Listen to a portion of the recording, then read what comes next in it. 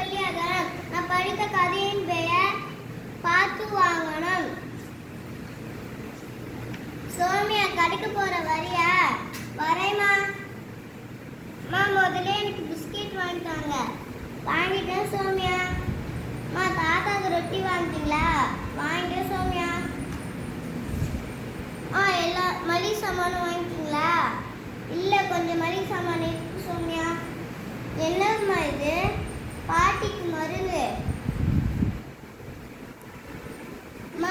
நீங்க எல்லா பொருளும் வாங்கும் போது பார்த்து பார்த்து வாங்குறீங்க, எதுக்குமா அது? அதுவா?